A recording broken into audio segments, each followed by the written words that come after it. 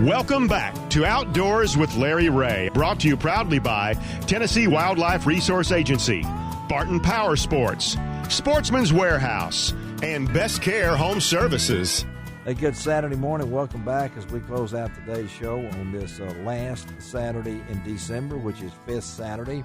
Charlie Covington has been sitting over there very patiently waiting for this final segment because he loves to trout fish, and we've all been to Cotter, and he's waiting to hear what's going on in Cotter. So are all the other 15 people who live there.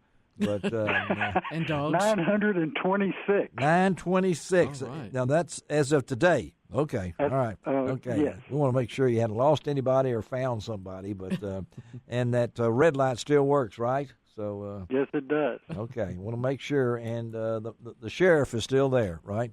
Yes, he lives 2 blocks from me. Well, I'm sure he probably moved to get close to you to make sure that he was tracking you when you headed Well, to. it's kind of a low-crime area. I think he felt a little more comfortable here. I bet he did, yeah. Wonder what's all that boating, fishing equipment all doing down there and everything. Anyway, John, we always try to get John on Christmas show, but we couldn't do it this year. And I said, well, there ain't no difference. We'll get him on for our New Year's show. And Charlie Covington, being on 5th Saturday, is sitting in with us. Gene Smith is normally here, but he's having some family health issues with his wife, Vicki, and our prayers go out to them as she deals with this serious illness she has. Shelby McCall is our show producer, and we saved John for last. I always love to read John's fishing report because it's not like any other report I know. He throws in personal things in there and always gives you a tip and things along that line. And, John, I wanted to ask you on this as we get ready to go to a new year. Our weather here in Memphis has been really up and down, mostly up, I think. And I wondered if the water levels, we've had a lot of rain and things along that port.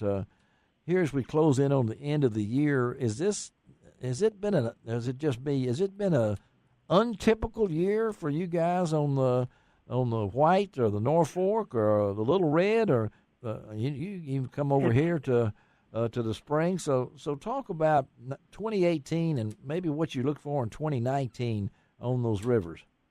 All right. We've had, strangely enough, we've had a real low water year. Really? Okay. I've been wading almost all year. Oh, come on. Oh. I'm serious. Wow. Because all the weather went north or weather went south, like down on the Little Red.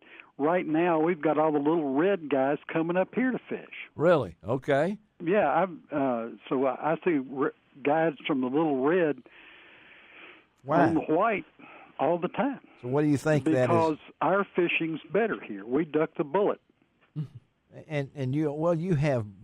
You got to admit that you've got them outnumbered down there simply because you have more fishable water. Yeah. I mean, on the White we have 84 miles, and on the North Fork we have 4, so that's almost 90 miles of trout water. That's right pretty here. good addition. I'm impressed. Did you see that? He 84 and 4. That's almost 90. He said that's about as good as you can get from growing up in Memphis. Yeah. 88 is close to 90. John, you did a well. I was a math major. I remember you. You're an accountant. That's what's got. Is that right? Yeah, okay, now we're off kilter. I had to pull out my calculator to work that out. But really, yeah. So, and a lot of people say, well, there's only 4 miles of the North Fork, as you said. There's 84 miles of the White, and you come to the Mecca. I've got a friend who just not too long ago, his church group came up there and stayed right there where the two rivers come together and everything. And so, if no one's ever been there, how would you describe that area in the North Fork and the White and where they come together? Is it not like something out of the movies, really? Oh, absolutely. Well, for me, there's two pieces of water that I like to fish. Okay. One is the North Fork, and it's our true blue ribbon trout stream. It is, isn't it? It is. It's much smaller, more easily weighted. It's more intimate, and it has bigger fish. If I want to catch big fish, I go to the North Fork. Okay. And I generally catch at least one trophy every time I go. Really? Right. Now, the White, the best water on the White is the upper river, say from Bull Shoals Dam down to where either Crooked Creek or the Buffalo come in, because if Crooked Creek and the Buffalo get heavy rain, then that'll muddy up that river below there. Yeah. But the upper river, what I call from Bull down to, say, Crooked Creek, which is about 25, 26 miles, is really good water. And when I go to that section, I catch more fish. Well, I think a lot of folks, if you read John's fishing reports, of course, we have those on lroutdoors.com. They're one of our prime reports when John puts it out. He'll also have some tips in there, tell you some stories if you want him to, bring back a lot of memories. And one thing that I was thinking about that, and we've got to throw in at this time, and since it's the last show of the year, and you're looking for some place to take someone 16 and under to fish, I think you have a nice little place over there to take them, don't you, John? Absolutely. We have a place that does not exist anywhere else on earth that I know of. Well, tell them about it. It's called Dry Run Creek, and it's been set aside for 20-something years. It was the first catch-and-release stream in Arkansas, and it's just for kids or for people that are mobility impaired. Yeah. So, and they actually have a big ramp there, and they have wheelchair ramps where people in wheelchairs can fish. Hey. Now, the fish in that stream are as big as your leg. Well, that woke me up. That woke you up, didn't it, Charlie? Yeah. Because I'm talking. I took a 12-year-old boy in there a few weeks ago. First time fly fishing. Yeah. And we did a half day, 4 hours. He caught 47 trout. 47 trout, and these 47 trout. He got the Grand Slam. Now, the Grand Slam is where you catch a brown, a brook, a cutthroat, and a rainbow in one day. And he caught all four species. Caught all four species. And then he caught a trophy rainbow that went about 26 inches and weighed 8-9 pounds. So what do you do while this is going on? You just I work my butt off. Okay. Somebody's got to net those things, and at the end of that half day, my shoulder was sore. You were tired because you have to net them and get them out. What a way to go. Now, the kid has to fish. They have to cast. They have to get the good drift. They have to set the hook themselves. So on a first-time fly fisher, I'm sitting there standing beside him for 4 hours, coaching him. Every time he does something right, I say, that's good, that's perfect. If he doesn't quite do it or he makes a mistake, loses a fish, I explain to him what went wrong and how we can fix it. Amazing. And this place, I'm assuming you've been in Cotter how long now? For you, Laura? I've been in Cotter going on 19 years. 19 years, and does it still give you, I know you're tired after that, you said, but there's no place I can think of to give you more thrills than to watch kids or people immobile, and they can't get around. Mobility impaired. Because I had a client this year that's in a wheelchair, and he had his kids. And we both wanted to fish. He said, just put me over there and let me go, and then you take the boys out and fish. Well, I went, why don't we get down there below the wheelchair ramp near where he's fishing? They can fish right in front of him. He can fish right there.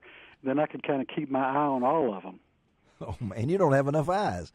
No, but, if Dad caught one, the kids were going over there trying to help him net. If he got one, or the kids got one, he was yelling encouragement. Mama was taking pictures. It's a wonderful place. And this is public water.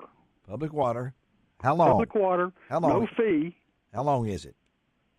It is maybe 3/4 of a mile. Less than a mile. I know that. Less than a mile. But what happens is all the water that goes through the hatchery ends up in that creek. Amazing. And when the water goes in through the hatchery, they clean it, and then they have all these oxygenators in the hatchery. So the water coming from the hatchery into the creek is cleaner and has more oxygen than the river. Well, I know Charlie just left the room. He's heading over there trying to find a kid to take with him. So, hey, we got to get out of here. Tell our listeners how they get in touch with you. Well, I have a website, BerryBrothersGuides.com. And that's B-E-R-R, folks. Now, BerryBrothersGuides.com. Okay. Or? My brother Dan and I started the business, and I've kept the name. And they can also get you on Facebook. You got a Facebook page? Or? I don't have Facebook, but I got a phone. Give me the phone number. 870-435-2169. And folks, go to lroutdoors.com and you get his report. John, we got to go, buddy. Thank you. Happy New Year to you. I enjoyed it. We'll stay in touch, okay? All right. Please do. Okay, John Berry. Oh, wow. All right, we want to close out this show as we have done every fifth Saturday with one of Charlie Covington's poems. I know we're the only outdoor radio show, has its own poet laureate. Charlie is an amazing man, not only with his talents as a poet, but also with his talents of making things. He's an outdoorsman, loves to hike, fish. He and his wife Betty, and Charlie has called this Serious Talk. Let's hear it, Charlie. Okay.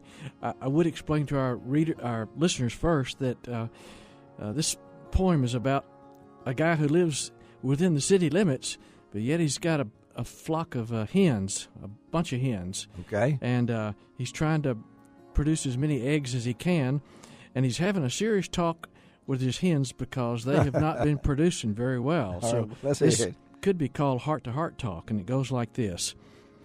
All right, girls, listen and listen carefully. The time has come for a fireside chat. No, I'm not mad, but just disappointed. There won't be a squabble or a spat. Fourth quarter earnings have fallen low, and I still have to pay my bills. You must improve and start producing. Hear my heart, which is grave today. I can't put my finger upon the problem. There is no rocky rooster strutting around. You have a nice hen house. The fence is good. No coon or fox prints found on the ground. You have plenty of water and plenty of scratch. Gosh, your appetite is holding up well. The light provides heat for the coldest of nights. Conditions are near normal, as I can tell. But if things don't improve, I'll call Mr. Tyson or Mr. Jack Purtle, who will know what to do. I would hate to resort to drastic measures, yet production does need a boot or a shoe. I've tried to look at this from all sides. Perhaps you are in a laying slump, like the baseball players from time to time. Whatever it is, get over this hump. You shouldn't have fear surrounded by wire, which covers all sides and all over the top. No hawks could attack, though they may look. If you're protesting something, hurry and stop. What should I do as master of the house? Just let this slowly slide by? Start eating more. Get back in the groove. We might see some improvement if you would try. I had started an article for Urban Poultry, but now I can't even brag on you. I'll just put what I've written on save and be optimistic about what you can do. Again, listen up and hear me well. You must hear the beat of my heart. You're not just here for room and board. Your production may need a jump start. Drastic measures may not be the key, like a trip to the old chopping stump. But neither do I like fried chicken each night, and I don't like being called a grump. Oh, that I could shortly see egg cartons stacked in my storeroom chiller. It would be a boost to my lean ledger, and to my old heart, a thriller. Way to go, Charlie. I feel like we're going to have to go to Jack Purtle's after we get through eating. After the show here. That'd be all right with me. Yeah, that's all right for you. Thank you, Charlie Covington. All right, we got to get out of here. What better way to close it than Serious Talk with Charlie? We'll have that posted on lroutdoors.com. Thank you, Shelby McCall, for taking care of us. And we'll be back next week, Lord willing. This is Larry Ray reminding you it doesn't cost an extra cent to be a good sport. And God bless you, everyone. God bless the USA. Yes. Say it again. God bless the USA.